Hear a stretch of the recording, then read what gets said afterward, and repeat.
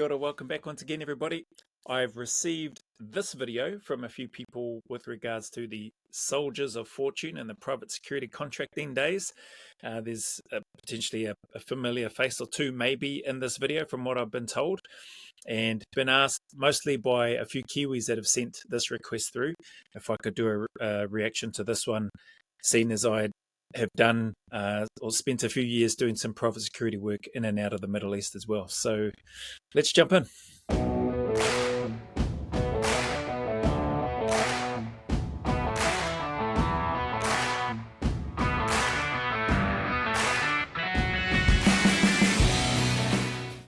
It is considered to be the most dangerous job in the world. Being a security contractor in Iraq can earn a former New Zealand soldier or policeman as much as $1,000 a day, and provide the chance to use specialist military skills developed over decades. But as we shall see, the up to $90,000 earned on a 3-month tour can come at a terrible price. Let's go, let's go! I'm not coming back here. I'll do this somewhere else. Tonight on 3 News, a Kiwi killed in the world's most dangerous city. The family of a New Zealander killed in a random bomb attack in Iraq say he knew the risks he was facing. Hamilton man Ina Namata died instantly. The vehicle he was driving was bombed in Baghdad. More than 500 New Zealanders are believed to work in Iraq as security contractors, where they act as armed protection for civilians and soldiers. I don't know about the bro's finger sitting on the trigger inside the trigger guard right now, so I just should be outside the trigger guard, even if he is a local Iraqi soldier. I don't think he is. Just looking at the color of the hands, call it racist if you like. I'm not trying to be racist. Let me just adjust that. But finger sitting on the trigger, not a good look. Dust cover's open as well. Usually you'd close that up when your weapon is, when you've load action instant sort of state or weapon state. But sad to hear about the Kiwi bro. The face sort of looks familiar, but I don't recognize the name.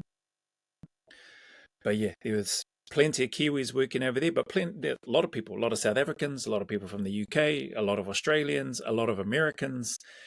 There were a lot of people, but I suppose, population-wise, having more than sort of 500 odd Kiwis working over there in Iraq at the time, is a big number for our small country anyway to have over there. But yeah, still not impressed with the holding of this weapon. Sorry, so I'll move off that because it's annoying. Working on reconstruction. Moving from point to point in heavily armored convoys, they and their clients face the risk of death or serious injury every day. This job, it gives you what you're worth. I mean, you work for it for sure, and it's a terrible, really bad environment.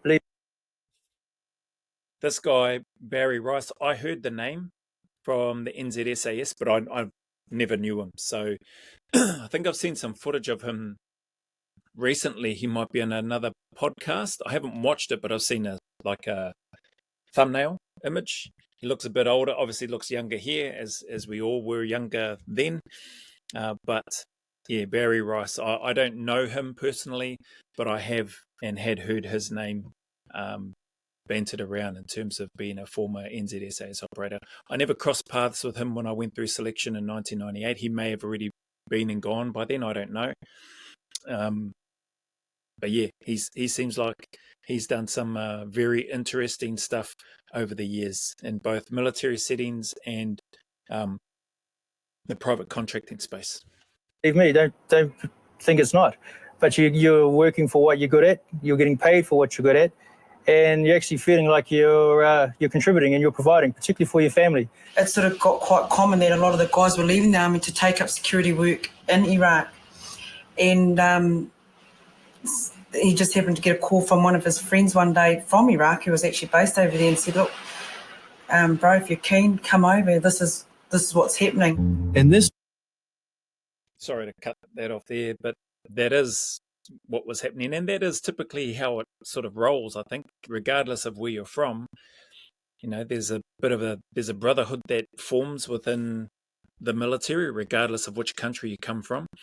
And if some of your mates have managed to get a foot in over there, and at the time there was some money to be made, and I think that's where, I guess, the perception, or the title of this, Soldiers of Fortune, maybe that's where it comes from. Oh, just mercenaries, just chasing the money and all that sort of stuff. Don't get me wrong, the financial aspect or the financial incentive, lure, draw, for want of a better term, was definitely part of it. It was an opportunity to make a good amount of money in a very short period of time, and hopefully put yourself in a position from a family perspective to help position your family in a better place than where they would be if you didn't have some skills or a desire to want to go over and take advantage of the opportunity that was there presented at the time. So people all have their opinions. They shouldn't have been there in the first place. It was founded on lies and greed and this, that, and the other. Hey, it's probably a lot of truth in that. And like I've mentioned in other videos, there's corruption, greed, and deceit and hidden agendas everywhere. But to Barry's point earlier, and even before that, where it mentioned, he knew what he was getting into, the rest in peace to the brother Ngamata. That is the risk that you take. You do know that you're stepping into an environment that is hostile. There's tensions are high, and people are not happy with foreigners being in their country, and rightly so too.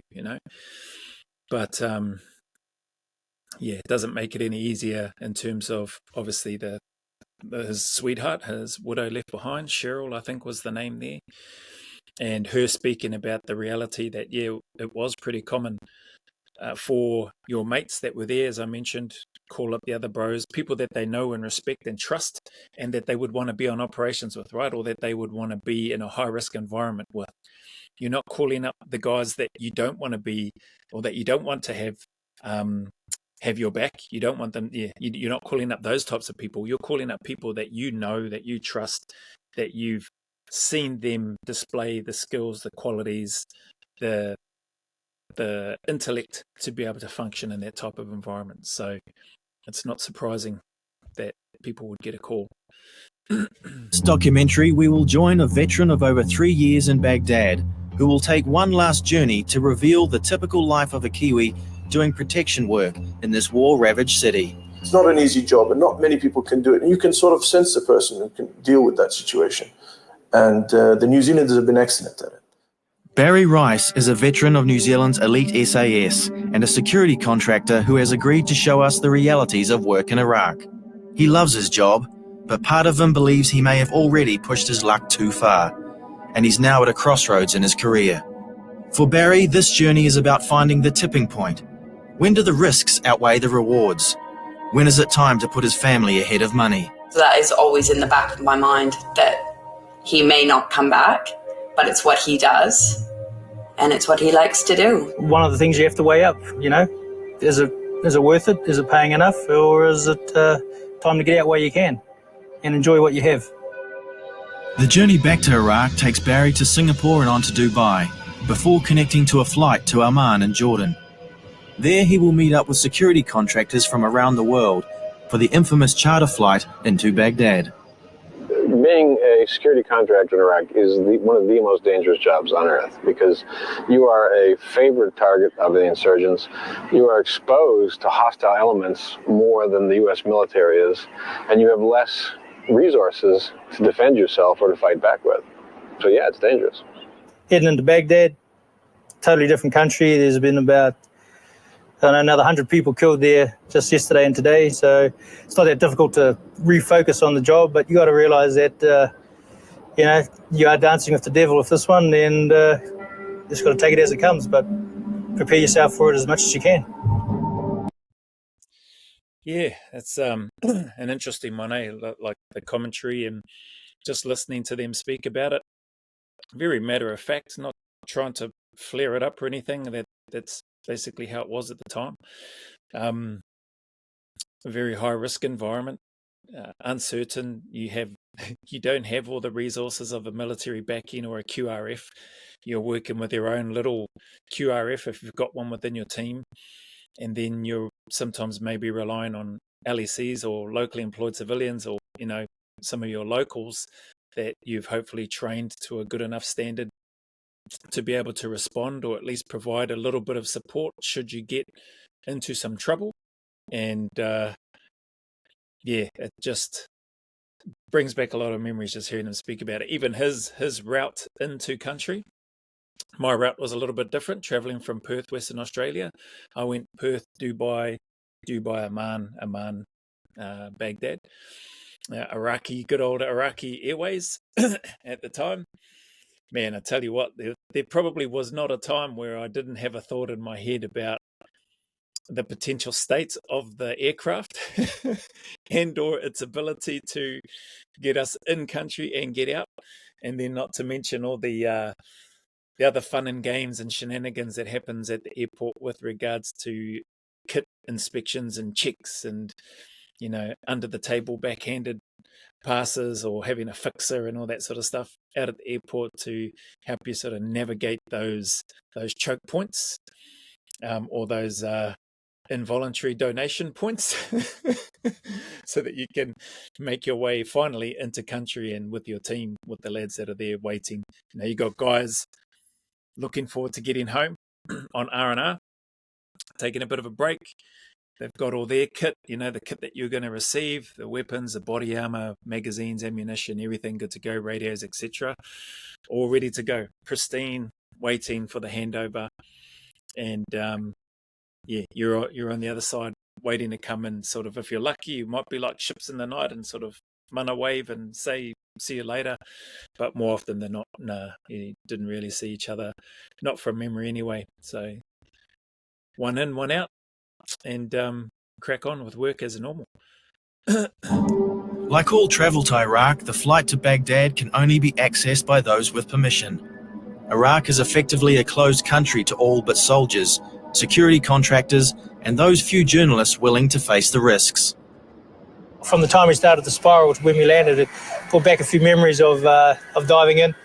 From getting off the plane, just that initial heat, again, that was something I haven't felt for a while.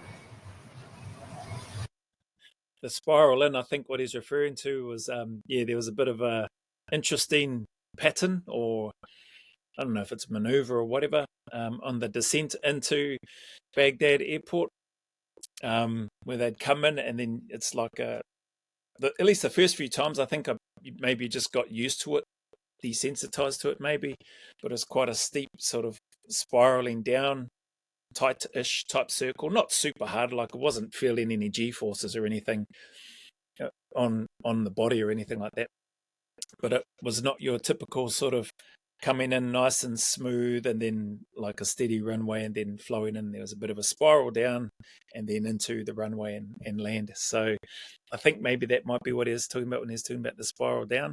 Yeah, the heat. But for me anyway, having been in Australia for quite a few years and deployed to Iraq during 2003 anyway, I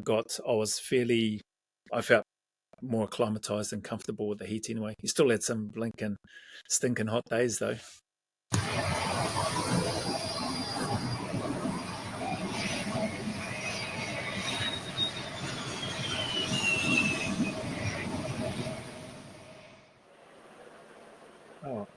The only path to the city lies along the treacherous road known to the US military as Route Irish. It is quite simply one of the most dangerous roads in the entire world. It's a journey of about 10 kilometres along a three-lane highway. Numerous overpasses on the way, and you'll notice that both sides of the highway actually been fenced, and there's still numerous cases of car bombs and the insurgents conducting activities along this stretch of road. In all cases, what we try and do if there is an incident with bullets or bombs, we just try and drive straight for that situation. Anyone got any questions? Good old armoured mercs.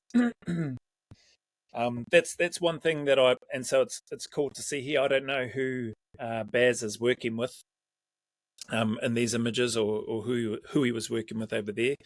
I think at one stage he may have been, from what I've heard, might have been with Blackwater. So I don't know if this is Blackwater or an American company or a South African company by the sounds of some of the people that have been speaking, or one of the guys in particular. But I was really blessed, privileged to work for a company over there, a couple of companies actually, looking after television media. And I think I think those companies were set up by former British SAS guys or SBS guys, SAS or SBS.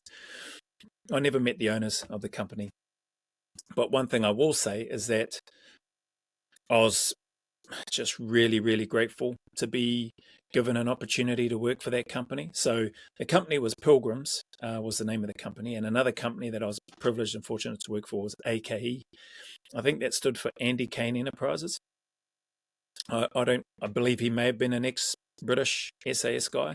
Pilgrims, I don't know who the owners were, but two awesome companies, at least in my opinion, and during my time while I was there, while I was privileged to have an opportunity to get a gig over there with those companies. But I also, with Pilgrims anyway, at the time there were British SF guys, Tier 1 SF guys, so 2 guys, and Kiwi SAS guys. And I know for a fact that I only got a look in, and I only got an opportunity to serve there because guys that were former ex-NZ SAS guys and who had now joined and who had then since joined the UK 22 SAS unit. So they went through the UK selection and then they got badged and served as operators there. So they were not only badged in NZ, but badged in the UK. So again, like what I've been privileged to do, the NZ and the Australian one, is not uncommon. There are plenty of Kiwis that have done both and that have been successful in being badged served operators in NZ and gone on and been badged and serving operators within the UKSF. And I only got a look in there because guys, and these guys would have been, they were already in the unit when I was going through my cycle, when I did selection and cycle of training. And one of them I remember in particular, big, solid guy. I'll just go by the first name because there's plenty, but the first name is Ed. Highly, highly regarded, respected operator in both NZ and in the UK. And I know it must have been because of him why I got a look in, and I'm really, really grateful for that, to be able to work with these guys, other tier 1 operators, kicking around low profile. So we had locally up armored vehicles rather than kicking around in the big look at me 4-wheel drives and the signs on the back saying stay away. So we kicked around in low profile cars with the clients, and there's just something for me anyway, being on those teams with those guys, the level of operators from both the NZ guys and the 2 guys. I was learning a heck of a lot from them whilst I was there, and really grateful for that time and experience. So where was I going with that? It's good to see, again, I don't know who Barry's working for in here, but clearly they're running a bit of a low profile approach to their travel as well. Route Irish, the Bayap Expressway 1, to get out to the Baghdad International Airport, or Bayap, was another nickname term that was used for heading backwards and forwards there. Anyway, let's see where he goes. It's our time. Yeah.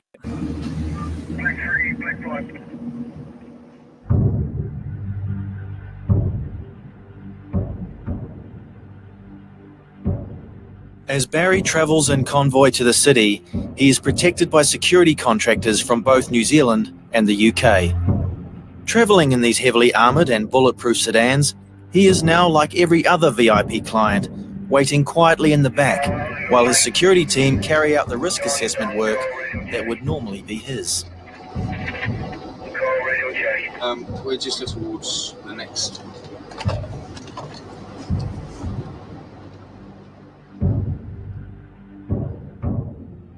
This road, often referred to as the Highway of Death, is for those security contractors working in Baghdad one of the most feared parts of the job. At any time, you could come under attack from the insurgency or even the US military, which can prove equally as dangerous. Yeah, I think part of that, some of the uncertainty or some of the, I wouldn't call it fear, but unsettling aspect, I suppose, of that trip or those trips along the airport.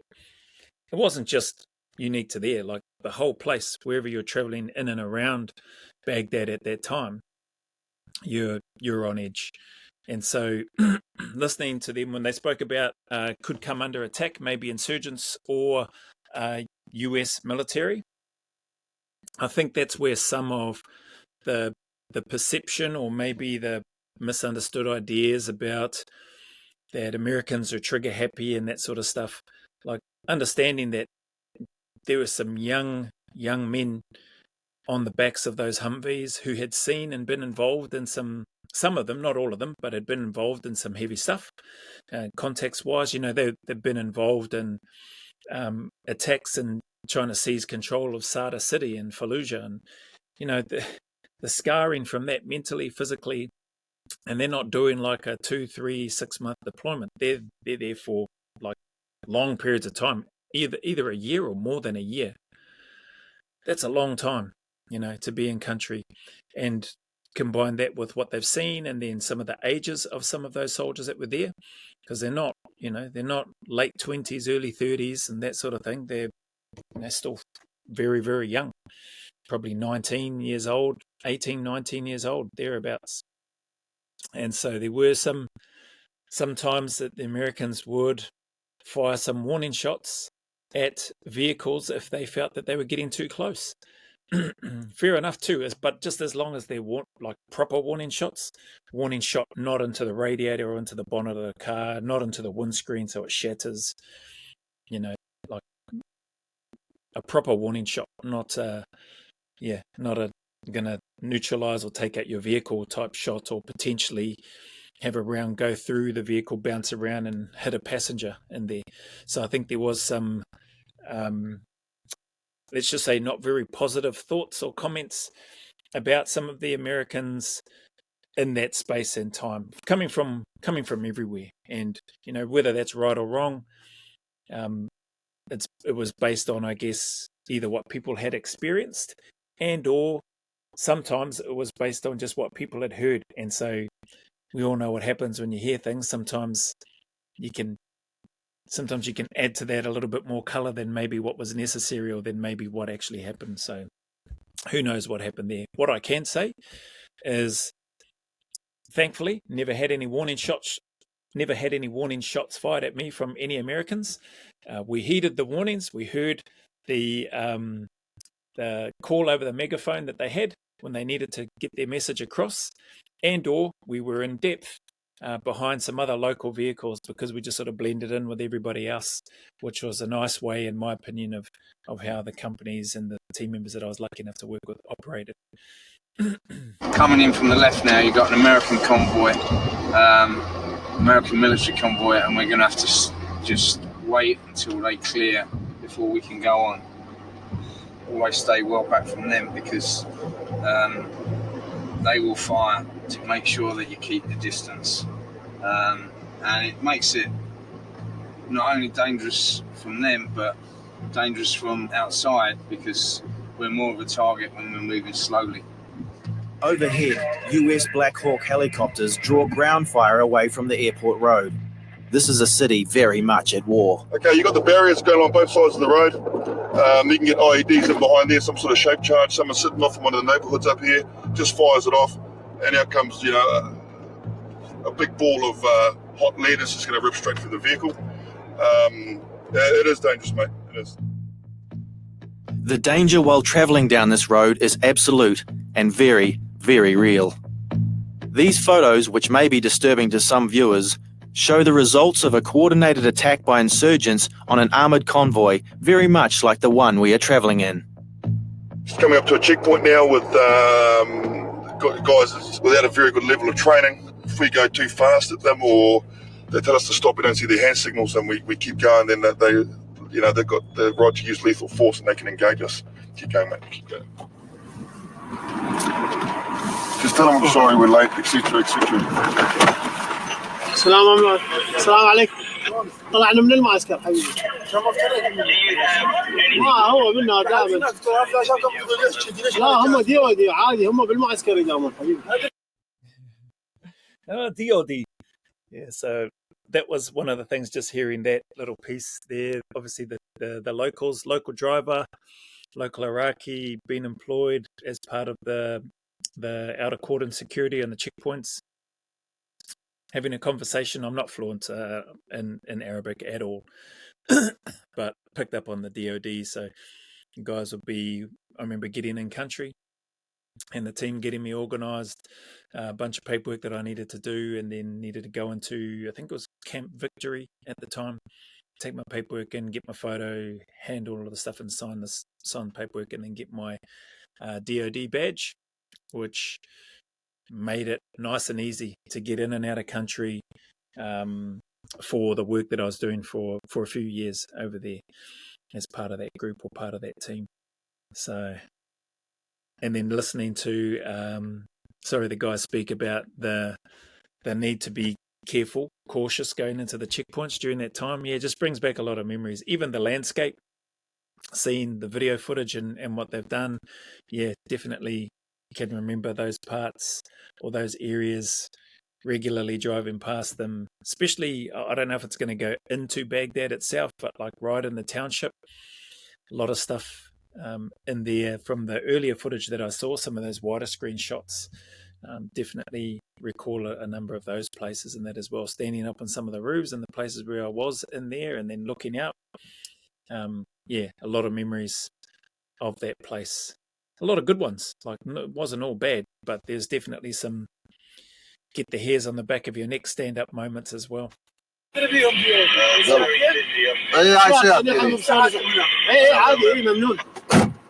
man, thank you.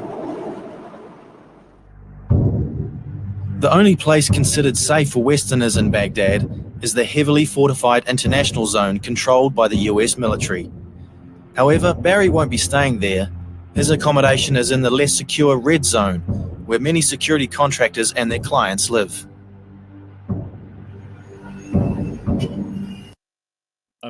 That's true. I'm actually trying to rack my brain, trying to think of the names of the hotels that we stayed at or the areas where we were, but it escapes me, man. I can't remember the name. Like the NBC contract, we were living in a hotel out in the red zone. I can't remember the name of that. When we'd go and travel, met with where Mel Downs and them were, and some of the other Kiwi lads and UK lads. I think it was the CBS contract or 60 Minutes. I cannot remember exactly. Pretty sure that was outside. That wasn't in the green zone either, from memory. I'm pretty sure. And then where I was for a time with CTV, Canadian Television, and ABC, American Broadcast, where I first got my first gig with Pilgrims. Karada Doco or something like that. Was in Karada anyway.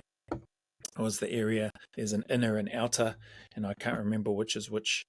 But that wasn't a big hotel, but I thought they were all nice. They were all nice enough. Like, had a bed, had a roof, had some food, had a lounge area, had the little ops room where you could keep the comms and have the maps and see where your players are, where the lads are when they're out on a task or on a job. And so if you're sitting in the bureau, monitoring that and then keeping tabs on where your team is, and same when you're out and about. Like, it's just a lot of memories. But I, for the life of me, can't bloody remember the names of the places, the hotels that I was staying at.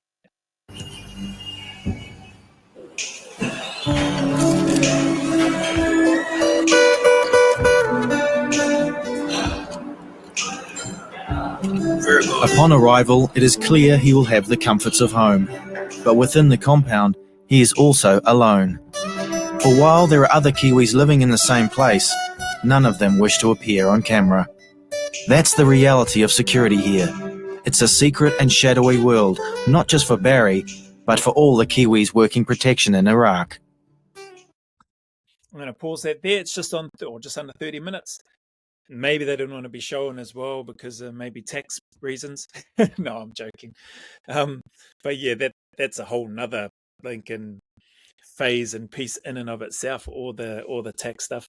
I personally, because I have been asked that, I wasn't smart enough to, and I didn't have the time or energy to go looking into trying to set up offshore accounts or doing things to separate from my spouse or partner, and certain amount of time in country and out of country. Like I just declared everything while I was in Australia. While I was there, I just go to work. That's all I was doing when I got out.